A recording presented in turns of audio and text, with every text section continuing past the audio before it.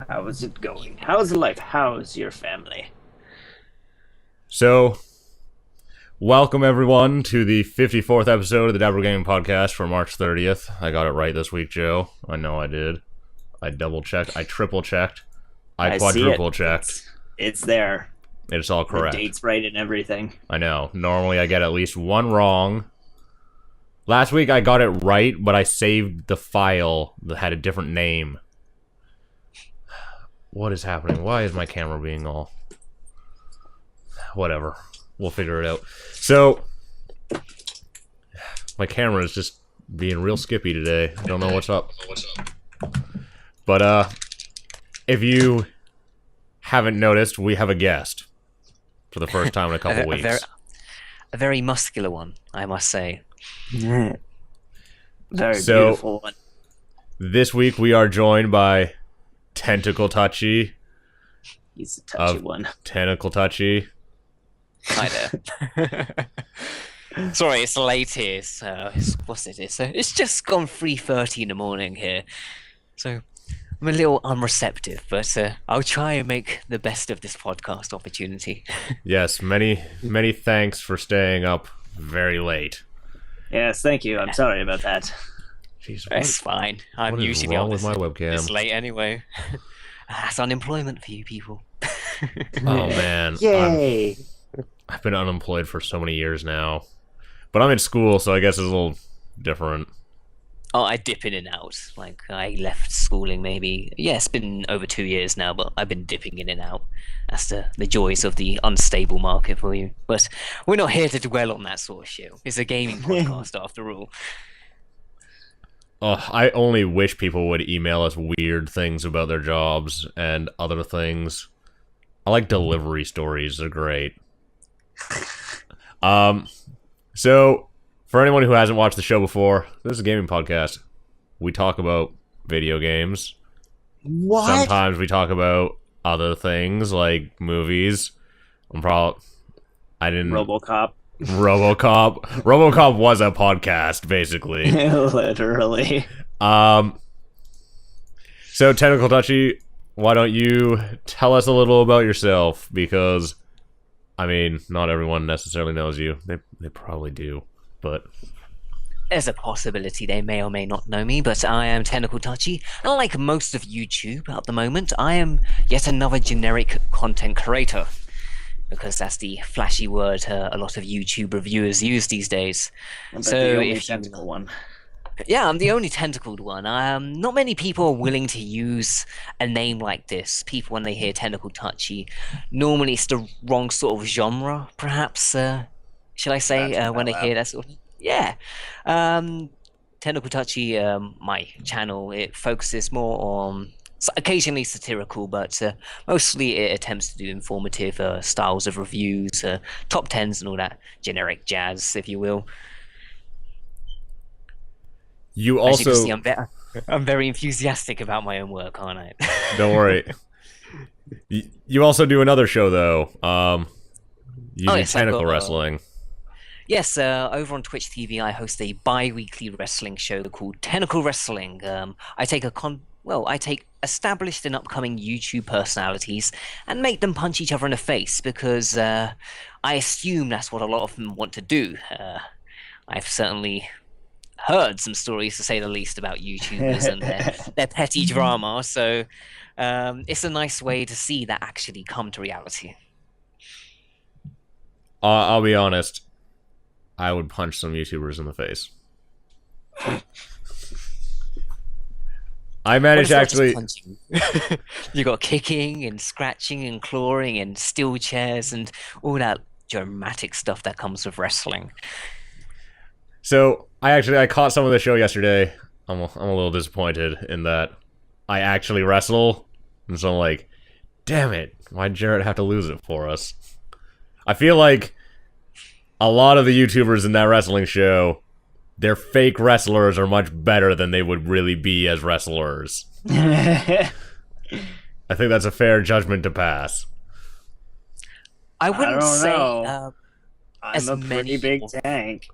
Yeah. I wouldn't say who we have in this show is as well endowed or muscular as their comparisons. I'm pretty sure most of the people in the show wouldn't be able to lift another man, let alone multiple men. But we get some really weird requests in the past. Like for some of the examples of the characters in the roster, we have Dr. Roxo from Metapocalypse. He's not a YouTuber, but people wanted to see him wrestle, so I added him. But yeah, there are some weird combinations. He should be a YouTuber. If only. We need Dr. Roxo's YouTubing channel. The best we can hope for is that there's probably 10 channels pretending to be him. Yeah. I saw a channel the other day that made me almost cry blood, in that they basically just said that they were like Meat Boy, or Meat Wad. They're like, yeah. I'm Meat Wad, and like reviewed it in his voice, and I was like, this is irritating. I'm Meat Wad, I'm reviewing Mario 64. Oh. Yeah, basically that's what it was, and I was just like, end me. Fantastic. Glorious. So, we'll start off this week with what we start off with every week. So, Joe, what have you played this week for Vigia? I've been playing, shut up, phone. I've been playing... Pick up your phone and move it. I can hear it vibrating your mic. Put it on a different table. I'll put it on the floor. Good, thank you. I recently picked up a game called what's it called? Oh, I picked up Insurgents because my friend was like, "You should buy this game," and then I got Christmas Insurgency, Bunny. the original one, really good. I haven't played Insurgency 2, so I got just Insurgency. I didn't even know there was an Insurgency 2. Well, if it's called Insurgency and you paid money for it, then it's Insurgency 2. Okay, well, because Insurgency was like a free mod for Counter-Strike. My friend really likes it. I played it, and I think I just don't like it right now because I'm playing by myself, and B, I suck and I don't know how to play. So yeah, it's not like Call of Duty in that it's like a little more realistic, and you kind of have to work as a team. Yeah, so I'm gonna wait to judge it when I'm playing with my friend, and when I'm actually playing with someone else other than myself. The other game I recently picked up was a game called Paranautical Activity, which is really cool. It's basically a 3D Binding of Isaac type game, all roguelike, and it's done with voxel art, and it's really fun. Gets kind of repetitive after a little while, but it's definitely a good game. I enjoyed it. I have to say it's worth the money. Yeah, that game has a really interesting story behind it, in that it basically got stuck in greenlight hell, and then even after it got a publisher to try to publish it on Steam, Valve was like, no, you still have to go through greenlight, even though they had a publisher. Because that game's published by Adult Swim Games, right? I think, yeah, it is. Yeah. And basically Adult Swim had picked that game up after it had started its greenlight campaign, and then it got stuck and had to go through greenlight, even though it had a publisher. So. It's been in what is it? Open beta or whatever it's called. Early access or yeah, it's been in early access for over a year now, which is kind of ridiculous. For a game like that. I thought that game was released. Whatever. It is released, but it still says in early access. Okay, fair enough. And I've been playing it. I played Serious Sam 2 a little bit, but not a lot. That's about the gist of what I've been playing, other than the standard. The Halo ODST. I was playing that a little bit, but other than standard Halo stuff, like I usually do, those are the new things I've been playing. How about you, the Tentacle? I've been alternating between a few games. I'm going to, try and get through them as quick as possible. WWE 2K14. I'm a huge wrestling nerd, so I play that weekly, just kicking in people's heads for the fun of it. FIFA, again, I'm a football fan, so we just ignore that completely because I know a vast majority of people listening probably don't like sports. So I'm going to focus on the two games people will be interested in. I like the sports. First one. Well, maybe we can discuss that a bit into the podcast then. The first one is Ground Zeroes, the apparent $30 demo. A lot of people have been asking me to record it for them. I've got about 3 YouTubers asking for footage. Recently provided some for Super SammyCon, so you're probably going to be seeing my score all over YouTube in the future. I really enjoy it. Obviously, people are saying, Kojima's basically shipped out a demo, but there are elements of the story that I feel need to be said now, especially with the way certain reviewers are reacting to the way the story is handled. Well, like, from what I've heard about that game, it basically seems like some people wanted to wrap up Peace Walkers in, like, a more concrete fashion. But, Yeah, like, the game seems like a prequel, or, well, not a prequel, but, like, just the prologue to another game, which is kind of what they were going for, but it doesn't make it not short. Like, I know Jeff Gerstmann from Giant Bomb was like, yeah, everyone's been telling me this game is 2 hours, and so I prepared myself to be like, okay, the game's 2 hours, and then I beat it in 1 hour and 15 minutes. So I was still massively disappointed because that's not 2 fucking hours. Yeah, you have the primary story, which will last you about an hour or so when you're going through your first playthrough. And then you have the side ops. The side ops is very similar to Peace Walker, like you mentioned, where they're alternative missions utilizing the same map. So in Peace Walker, you may remember some of the missions, including eat a pack of Doritos, drink some Mountain Dew, and partake in a Monster Hunter quest. Yes, these are legitimate Peace Walker missions, but there are other things like escort certain soldiers and all that.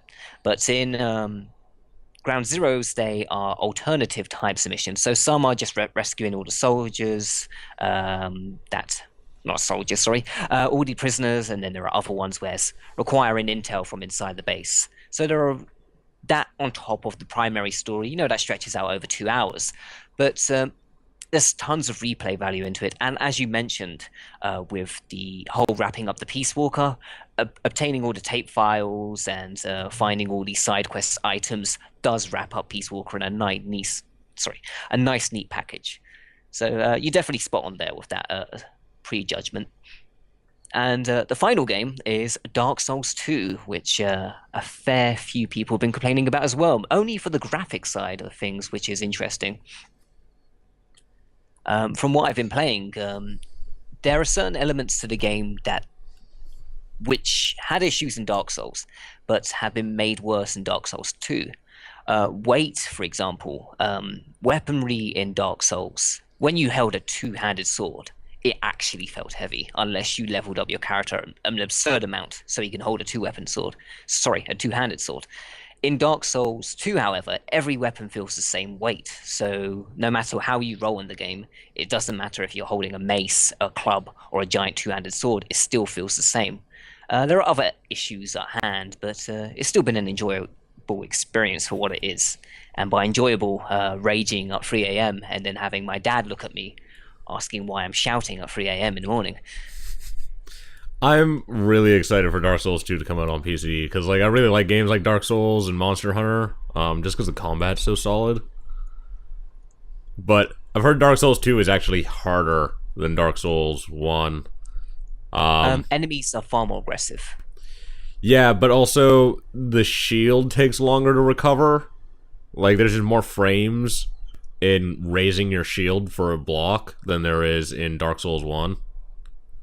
Yeah, certain things such as rolling. If you remember in Dark Souls, when you would roll, you would just go through the enemy's sword. Yeah. And there would be no hit damage. In Dark Souls 2, it's a very short frame of which you can roll and not be hit by the sword. Everything else will hit you. Other things such as the Estus Flask is actually slower to drink. You have to level up certain things to drink faster, which is quite surprising. But then again, you are drinking basically a bonfire. So it would make sense that it would be difficult to drink fire. Instead, they've reintroduced life gems, which are similar to the green moss from Demon Souls on the PlayStation 3. So there's a mix mash of Dark Souls and Demon Souls. So it's a good counterbalance for fans who've enjoyed either game. Yeah, I've heard nothing but good about that game from people who actually enjoy those types of games. They're like, oh, well, whatever, the graphics weren't as good as they were, and this demo, who cares? But they're overall enjoying the combat more. They think the game's better. The pacing's a little better, plus the fast traveling makes it a lot nicer. I would definitely agree. Leveling up's a bit awkward because you can only level up in one specific location, but again, you can fast travel. So Yeah. in the end, you can ultimately go and level up once you have the opportunity. I've You- not tried out player versus player though. PvP is a very big factor in the Dark Souls community, so I'd definitely like to try that out once I've leveled up my character a bit more. Yeah, I've heard that the leveling is easier, but that you can't just infinitely farm. Because when you kill guys on the path to a boss, they don't, like, respawn every time. You are They, like, limited to 15 eventually- times. 15 times? Yeah. So let's say we are going to a boss, and there's a certain path. There are like giant enemies blocking your path, and you kill them 15 times. Once you return to that bonfire next time, the enemies will be gone for a set amount of time. So this could last between 3 to 6 hours. Obviously, you're not going to return there in 3 to 6 hours' time. You'll probably have progressed further into the game. But for that short period of time where you would be farming for souls, yeah, it's taken away from you.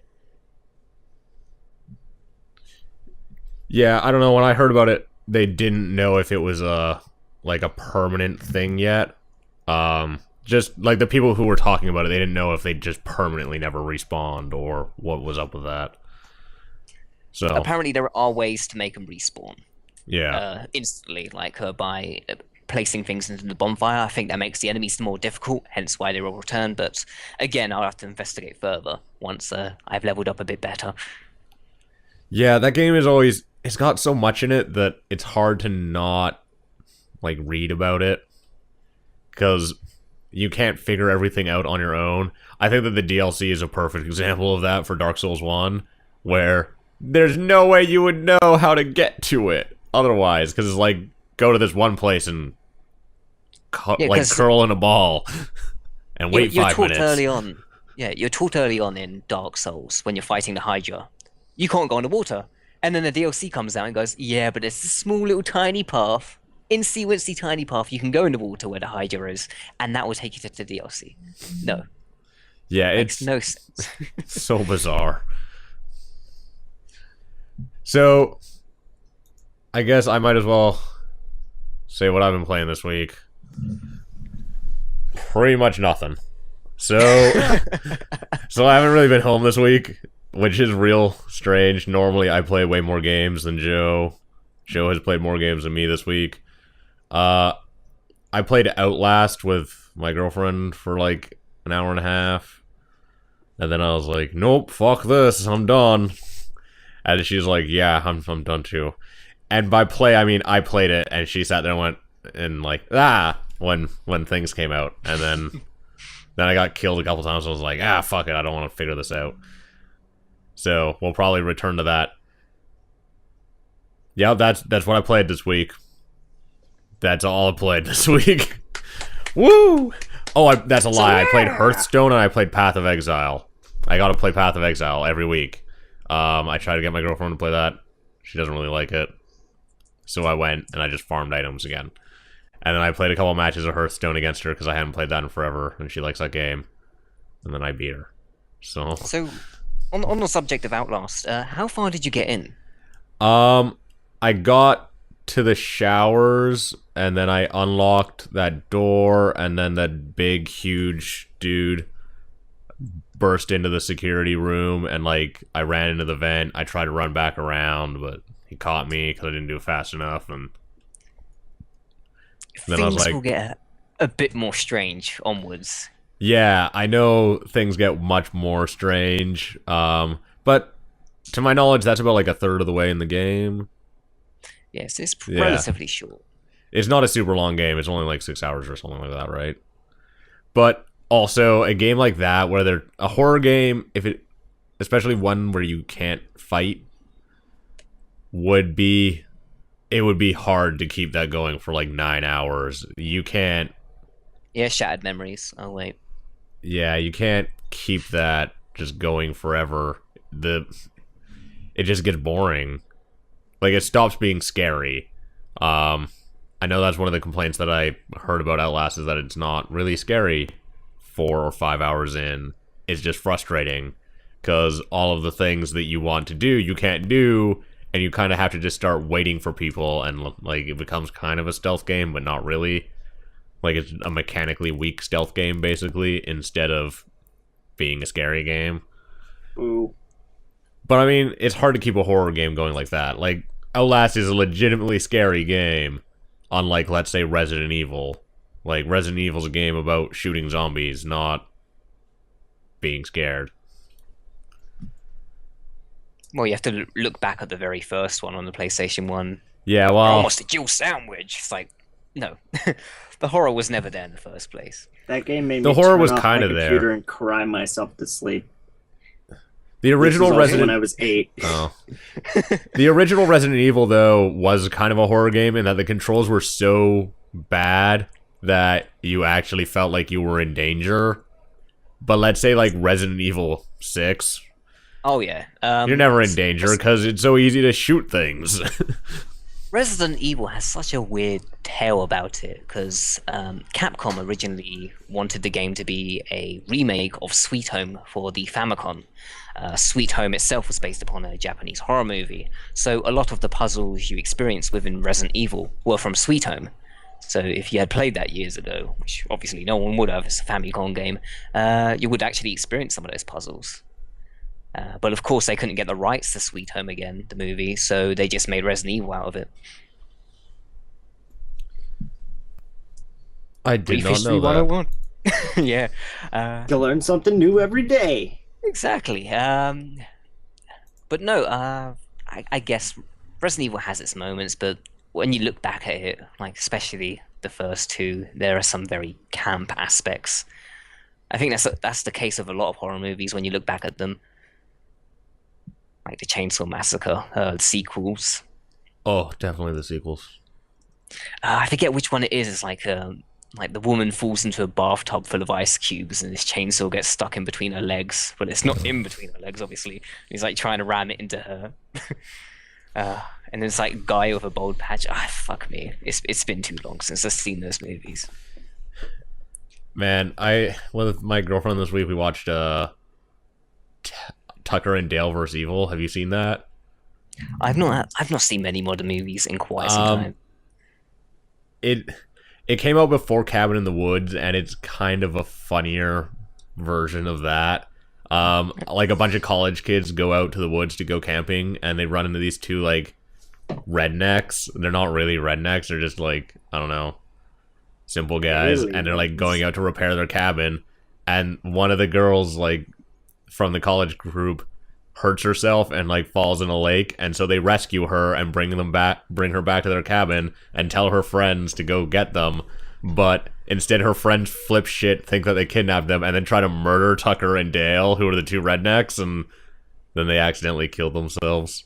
Like all the college kids accidentally kill themselves, and things like get just bizarre. But sounds wonderful. Weird. I definitely have to check that out. It's really good.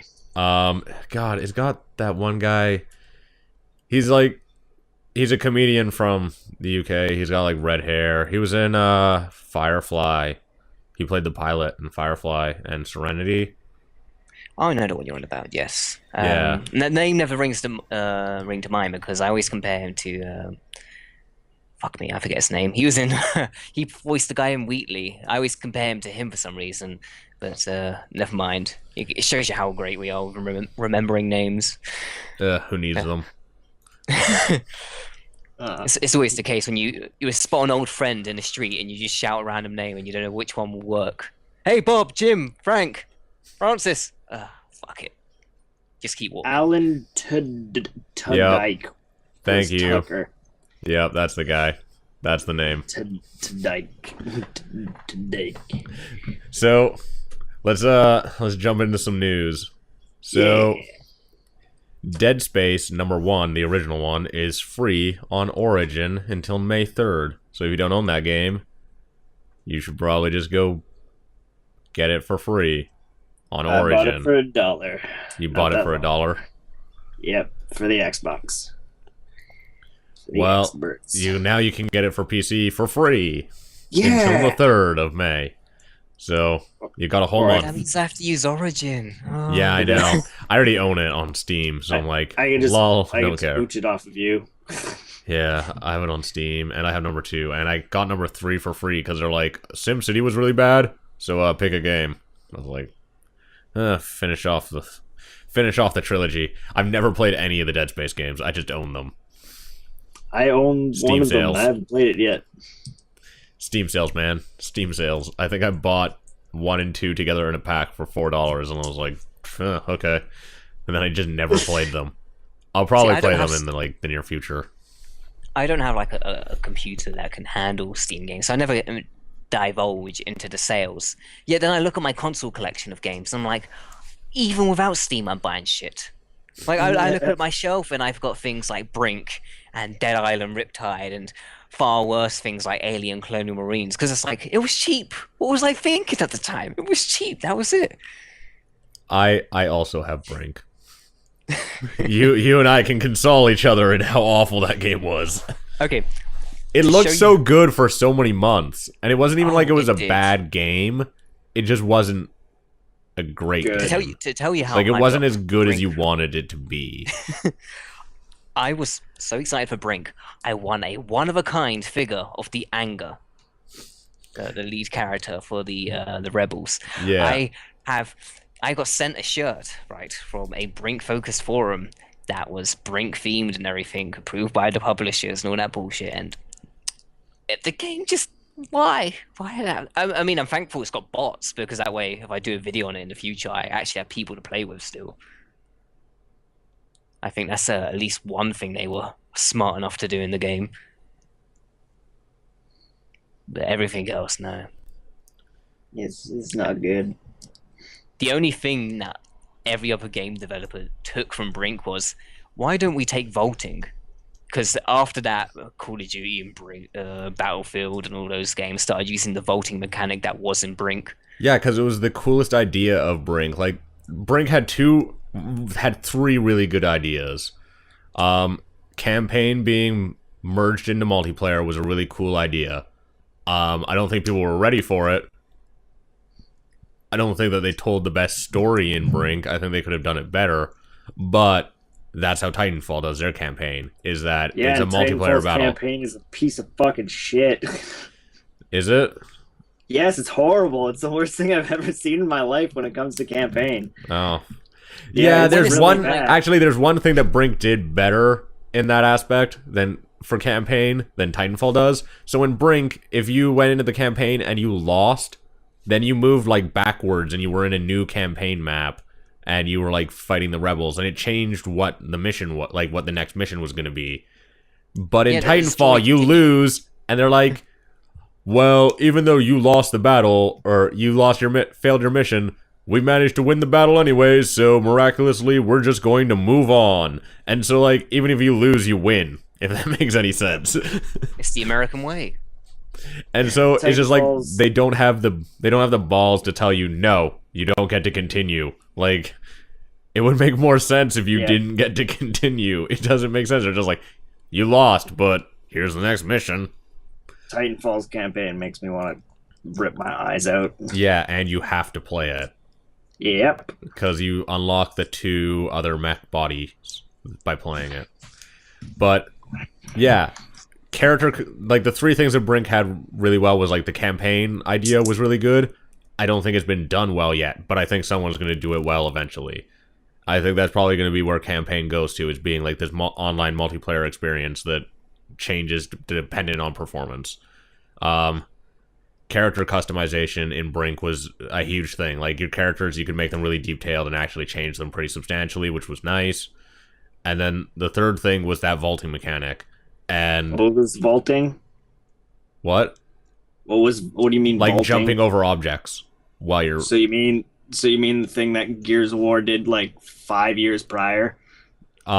This was more seamless. This is more like Titanfall, where like you're Okay. not like going up to an object, stopping and jumping over it. You're like parkouring over it and like Okay. doing slides and stuff. That- Imagine depending on Mirror's your Edge weight in an class. FPS. Like, That's Yeah. more understandable then. yeah, And like of course, depending on your weight class, it also changed the way you vaulted. If you were the Yeah. heavy, you of course like lumbered over the thing. But if you're the lightweight, you just sprinted over that thing, like you just bunny hopped over. Yeah, there were 3 different weight classes. There was a heavyweight class, a middleweight class, and a lightweight class. And the heavyweight class was like really slow and had to like climb over stuff. And the middleweight class could kind of like jump over stuff, and the light one could go like real fast. There was so many interesting ideas in that game, but they just didn't work out. But I've seen them work in a bunch of other games and being adopted into other stuff now over like the last several years. So Yeah. You were mentioning the storyline being purely focused online. A thing that I always find funny is with purely focused on multiplayer games, so things like Battlefield, Medal of Honor, Call of Duty, you know, that they are sold purely for online. That's what people want to play, the online mode. And then when online is the focus and they strip the single player away, they're like, where's the single player experience? Like you gave a fuck about the story of I can't anything in the say Call of Duty 100. games. I can't agree with that 100% because I have 2 friends who don't give a shit about the multiplayer and either rent and or buy all the Call of Duties just for the campaign. But that's the thing, like on the reverse, there are people out there so devoted to the single player that they don't care about the online that's latched on for games like Tomb Raider and stuff like that. There's never going to be a clear middle ground, and that's I think what Brink and Titanfall were trying to achieve, but neither gave a nice transition. So I definitely agree with you there, Ryan, that eventually in the future there will be a seamless line of single player and multiplayer, and you won't realize that the so-called computer bots that are just glitched into the door are actually idiots from another country that you're playing with. Hey, stop locking the door, this game's so bugged out. Shut up, Margaret. Well, where Titanfall and Brink kind of fail on creating that like really excellent multiplayer campaign experience is that just they wrote bad stories. Yeah. like you don't care about any of the characters in Titanfall. Yeah, it's not like it's mechanically bad as a campaign or that they failed on the technical aspect. They just wrote shitty stories. Yeah. It was yep, that's pretty much it. All right. What else can we jump into? So, Nvidia announced the new Titan graphics card. Kind of makes me wish that I had $3,000. Didn't we already cover this? No, I don't think so. This was announced only a couple days ago, or like at the beginning of the week. It was announced on the 25th, so... All right, then. I guess I'm just going crazy. Yeah, so Nvidia announced a new Titan graphics card for PC. It's got 12 gigabytes of VRAM. It's ready for 6K resolution. And it has 2 GPUs in it. And it costs $3,000. Oh, yeah. Well, that means all the other cards are going to get cheaper now. No, they're Really? not. They're going to be the same price. That's no fair. When something new comes out, everything's supposed to get cheaper. It's not really made for gaming is kind of why. Because it's supposed to be an entry-level card for doing, like, professional research stuff. It's really good at more complex math. It's not really a gaming card. But you know, Total Biscuit's going to buy 2 of them. I'm just telling you right now. And then Nvidia's going to be like, we released the 780, like a gaming version of it, and it'll be much better and cheaper. And then Biscuit will whine and bitch on his channel. Yes, because that's what he did last time. Hello, Total Biscuit here. I'm from up north, but I pretend to be well-spoken. Fuck you. Sorry, I'm not keen on him. Me neither. Not a huge Biscuit fan. Alrighty. Sonic Lost Worlds is getting free DLC. Got free DLC 3 days ago. Yes. Zelda. Didn't even hear about that. Yeah. What? They had Yoshi's Island DLC as well, but no one cared about that. But the Zelda's DLC got some interest. Yeah. Wait, the what DLC? So, Zelda. Sonic Lost World for Wii U got a DLC release that's free on, like, a couple days ago, I think on Friday. Yeah. And it's a Legend of Zelda DLC for Sonic, and Sonic is, like, wearing the green, like, Link outfit, and there's the bird from Skyward Sword chasing him, and he's in Hyrule, running. It's very bizarre. What are you doing in there? I don't know. Black Knight confirmed canon to Hyrule. No. Yes. No, there's also another DLC that went onto the Australian Nintendo YouTube channel, but it's appeared nowhere else, where it's Yoshi's Island for Sonic Lost World, and you take Yoshi eggs and you attack enemies as Sonic, and you're attacking Shy Guys and all that jazz. But that got no attention. But the Zelda one seems to have got a few people interested to Lost Worlds, because it's the only Zelda experience that will be on the Wii U for quite some time. Yeah, and that's kind of overall. I mean, 4 Smash 4. Oh, yeah, kerfuffle. That's what I'm calling it. Kerfuffle? Super Smash Bros. Kerfuffle. Okay. That's what it should be I'm called. fine. It should be called kerfuffle. That should be I'm fine the with name. Excellent. I would love to hear kids pronounce that in gaming shops. So what are you here buying? I'm buying kerfuffle. Man, it would be so good. I'm calling it kerfuffle forever. I don't care. Oh, I okay. really feel like the internet should catch up with me and get on my level. It's called kerfuffle. Hand to R Gaming, make a fancy looking game cover, and they will love it. Yeah. No, that's the Yes, worst gaming pander board on to the hive internet. mind. That's the Pander worst to it. gaming board on the internet. I might as well just go on V, because V is actually slightly better, even though it's just You must that pander bit. to the hive mind, and while you're at it, you should do meme posts like "Scumbag EA says there's a story in Titanfall is a multiplayer experience." Oh, fucking hate Reddit. And I have to go on Reddit only for You the can- wrestling community. You could post it on VG. I could post it on VG. Yes, that's true. VG is probably the best just shit board for video games. There's nowhere good for video game discussion anymore. NeoGAF take it is to beat. really bad. Reddit's always been awful. No, just post it in Yes. B and then disguise it with a trap picture. Yeah. So people click the trap picture, and then the picture underneath will be kerfuffle. It's people associate traps with kerfuffle.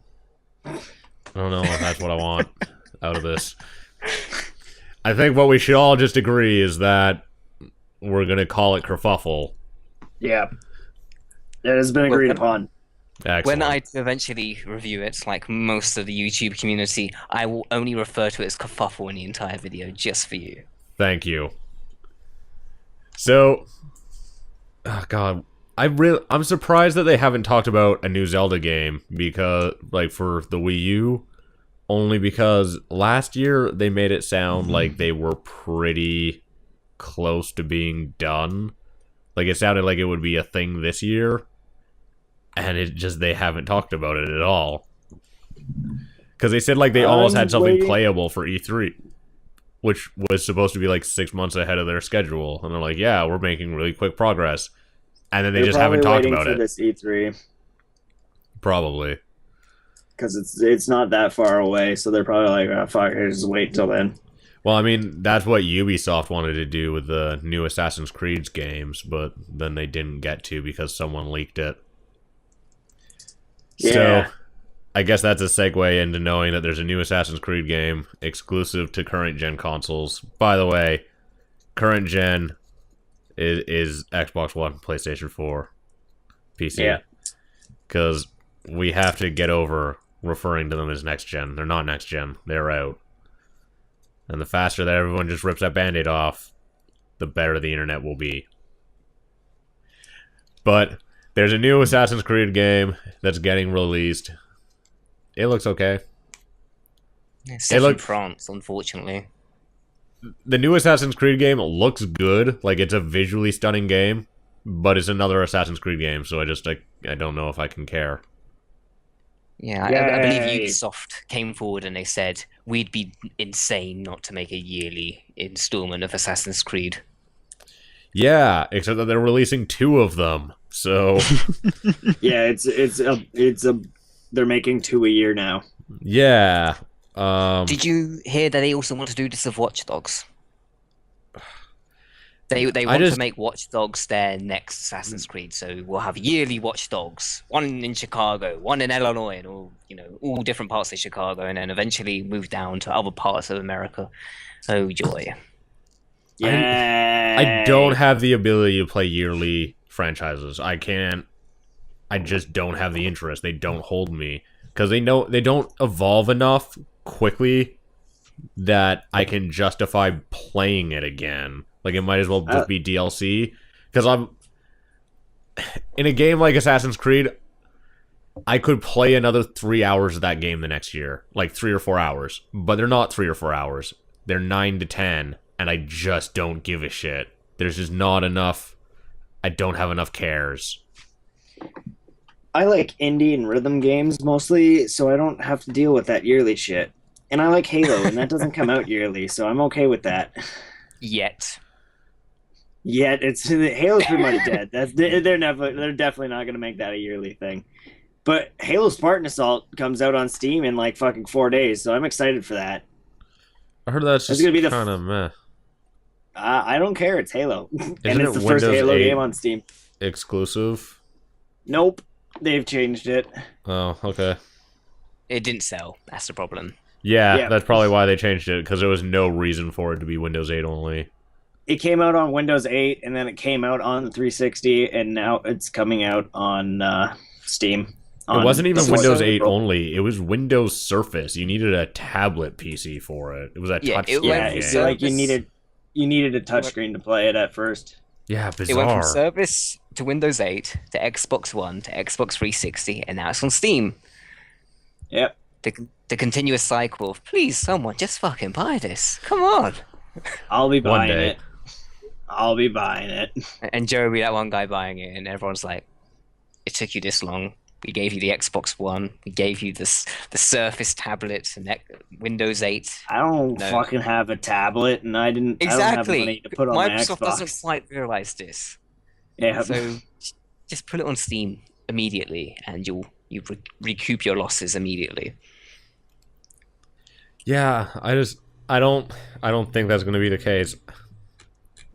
Because it's just not a game that I think most people who are even into Halo would care about. I mean, it's not. It's Yeah. a twin stick shooter, and it's not was even a playing- good one at that. Apparently, so I was playing it on the Xbox, like the demo, and I found it fairly enjoyable actually as a twin stick shooter. It was definitely different than most of them, because most twin stick shooters I play are just like one gun, you hold the button, it's constantly shooting. This one was cooler because it's like you had multiple different guns and multiple different styles in shooting and different grenades and vehicles and all that kind of stuff. So I found it cool and interesting, compared to some of the twin stick shooters out there, like boring ones.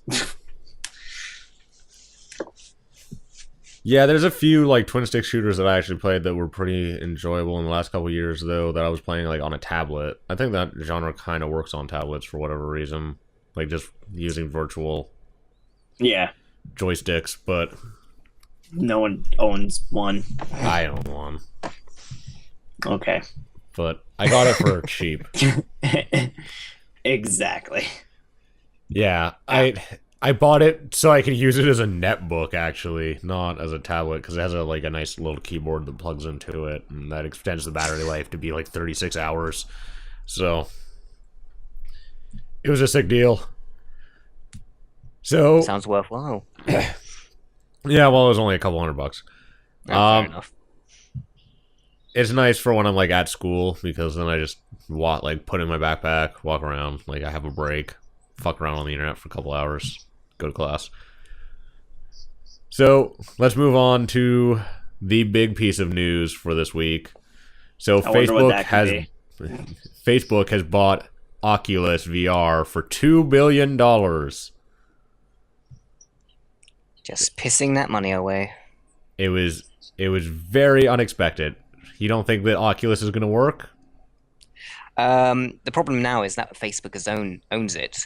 Free studios, well, companies have come all forward and saying, "Hey, we're doing VR now as well." One of them being Microsoft, and of course Sony have already announced their VR. Microsoft came out with. Yeah, they've VR? patented of various forms of VR, so they're working on something now.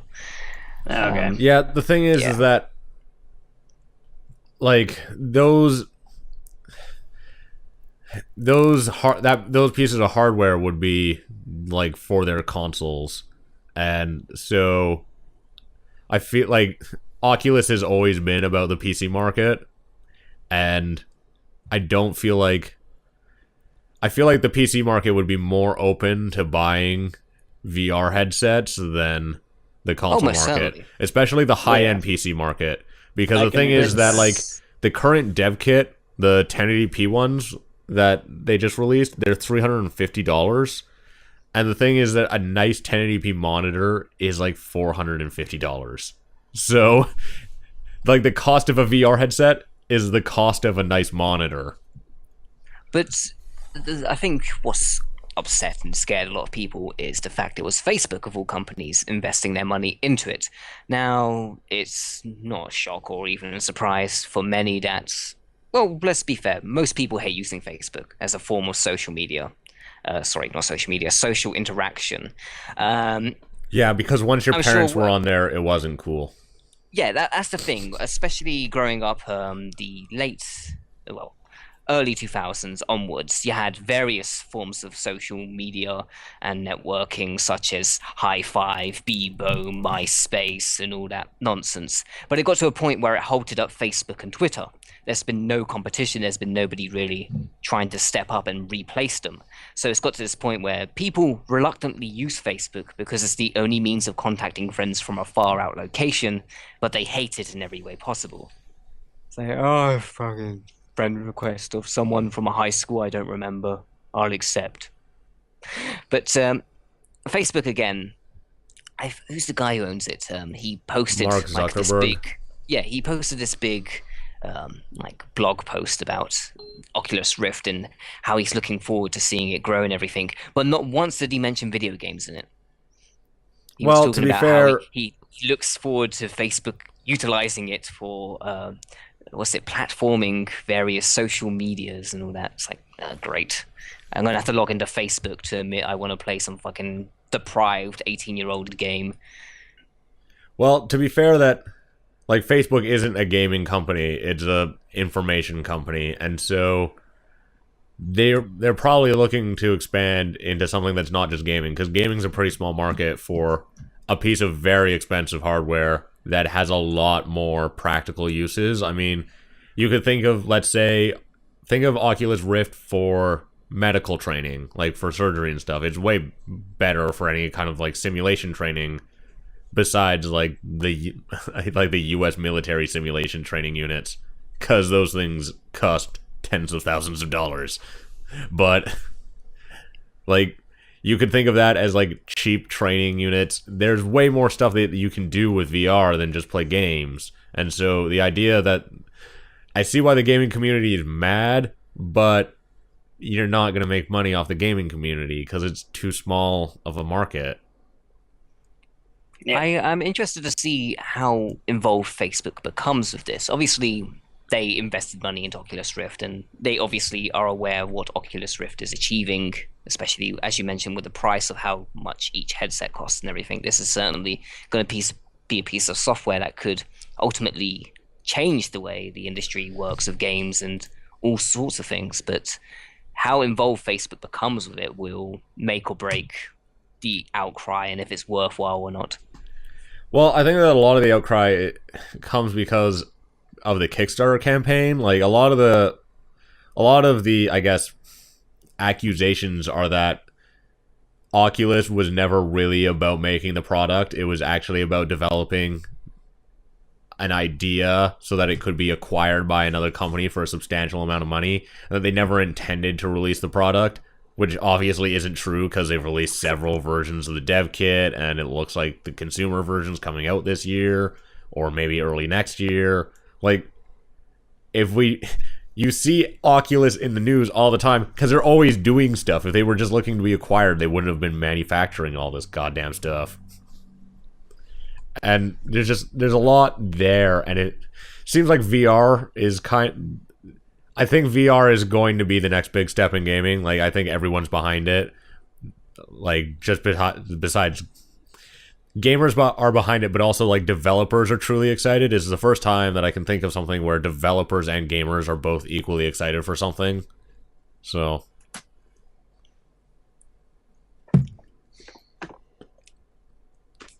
what are you thinking, Joe? I don't know. I really don't know what to think on the topic. I don't really have an issue with it at all. I don't have a problem with it as long as I don't have to fucking even if I had to fucking sign into Facebook to like play with the Oculus, I really wouldn't care. They probably won't do that. It doesn't. I know, make but sense. even if they did, I wouldn't care. As long as they don't make me fucking play Farmville 24/7, I'm fine. So we see you want to play generic American shooter 25. Well, first you must partake in this Farmville quiz. No. How many plants can you plant in one farm? Yeah, you put them like the glasses on. Before you can continue playing this game, watch this 30-second advert from Kit Kat. Definitely won't be See, that. I don't like think that, any of yeah. that stuff would ever happen because, like, you have to remember who's still working in that company. Like, John Carmack is there. I mean, dude made Doom. Oh yeah, I'm not saying that will happen, but that's like the melodramatic aspects that people seem to be pumping into Oculus Rift right now with the Facebook overtake. I very much doubt we're going to be like having to hum the McDonald's theme just to start up a game or something. Mm-hmm. I know Satchbag made a really good video on it, though I wasn't able to make it all the way through it because I have trouble watching his videos sometimes. But I know it is a really good video on the topic. And he brought up a lot of good points that some people, it's hard to find a middle ground on the topic because a lot of people are just either extremely overreacting about it and some people are just extremely underreacting to it. And it's kind of hard to find a middle ground on what the idea should be on Facebook acquiring this topic. It has to have, like, Oculus has to get bought by someone because they need money. I think this week or last week GDC, like this year's GDC was made that really clear because you saw Project Morpheus, which had demos made by teams with real assets like that worked at Sony, and their demos were amazing. They looked way better. Like there was I think it was called Deep Down or something, or Down Deep, and you're like you're a diver in a shark cage, and you hold just the controller in one hand, and you can like pull the trigger to shoot off like a flare gun while you're in the water. And there's this shark that like swims around and then attacks the cage. And the thing is that if that was on Oculus, it would have been developed by some indie dev team for like $1,000, and it would have looked like ass. The idea would have been great, but it would have looked like ass. But instead, this was developed by a team from Sony, cost $1 million, and looked awesome. And so, like, one of the things about VR is that you can't make these experiences that are supposed to be realistic, but don't look realistic, and then expect that to, like, float. But that's what's been happening on Oculus because the people who are working on it don't have these huge budgets. And so you just need that kind of money flowing into the development of actual software for Oculus because at this point, everything that's been developed for it, not that great. I mean, cool ideas, but they're like pretty much just proofs of concept and not so much demos or even not games or even maybe demos. Yeah. So there's another piece of Oculus news. So Michael Abrash, he's a big name from Valve. He has left Valve and he has joined Oculus VR as the chief scientist. I brought this up last week. Did you? Yeah, we were talking about this last week. Oh, I didn't realize. But mentioning departures, a lot of departures from Sony recently. I believe the head writer or director from the Uncharted series left today. She left a few weeks ago, yeah. Oh, there was someone else to join. I don't even know, but there's just been a lot of people leaving recently, and could this be to do with the whole VR debacle? Could it be down to the PlayStation 4 sales? It's bizarre. It's not surprising that she left because it sounded like she didn't really like Uncharted 3 or that she didn't want to do another one. And then she had to do... And, like, the thing about gaming is that you sometimes kind of get stuck just making the same game over and over because, like, it's so successful that the company that you work for won't let you make something else. And so I know, like, if I made a game like Uncharted and I did it 3 fucking times, I would be done. That's it. Like, I've spent a decade making Uncharted games. Let me do something else. No, make another one. Nope, I quit. Like, I wouldn't do that again. Because if you have something that successful, you don't need the money. And so why put yourself through making another Uncharted game? Like, at one point, you kind of just want to do something else. And so I'd be surprised if she's not just going to make a different game. I'm surprised Naughty Dog is taking that route. They've never seemed like a company, like, they could have literally lived off of Crash if they wanted to for a long time, but they didn't. They moved on to Jack, and then they moved on from that to Uncharted, and then they moved on from that to Last of Us, and I'm surprised they're going back to Uncharted. Well, The Last of Us isn't really, like, the way that The Last of Us plays out, I don't think you could make a franchise out of that. It would be strange as a franchise. I think people would be disappointed if they tried to make a franchise out of it. Yeah, because, like, the next one just wouldn't be as good. There's no way to do it. Because that game's basically just a narrative, and so it's just you'll always be comparing it also. It's like, it was okay, but it wasn't good as the first story.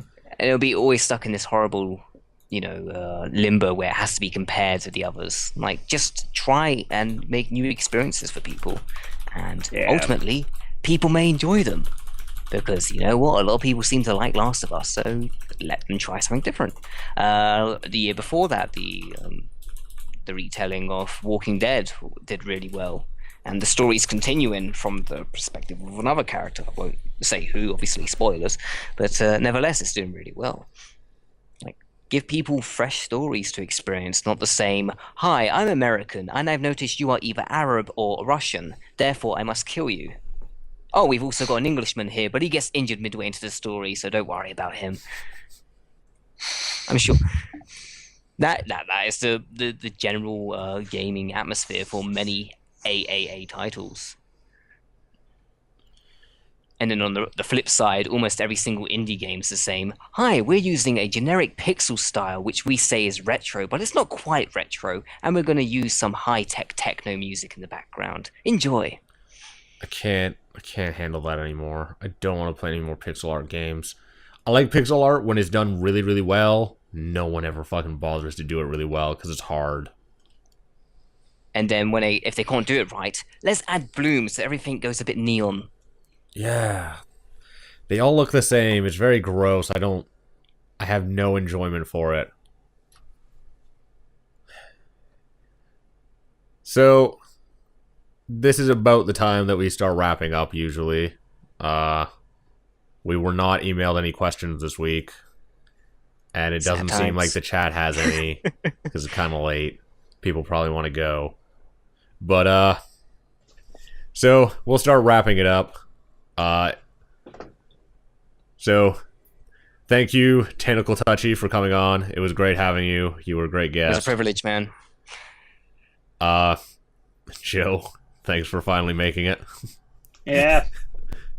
Today's been ridiculous for me. Much appreciated. Yes, no problem. I'm glad I could have made it.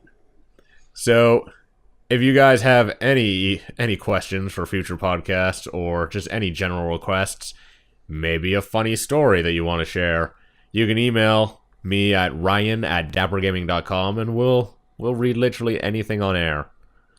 You email me bopabooey, I'll fucking read it, because the hell else are we going to do for the last 10 minutes of the podcast? We could sing a lovely song together. No. Come on, you can take tenor. So, thank you guys.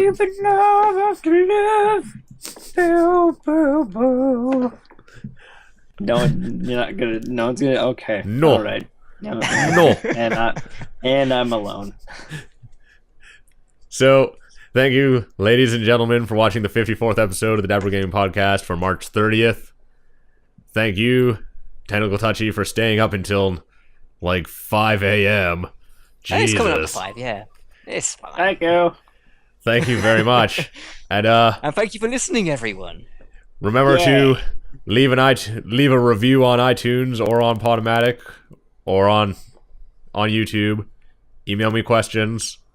We'll appreciate it. And we will see you guys next week. Goodbye. Bye.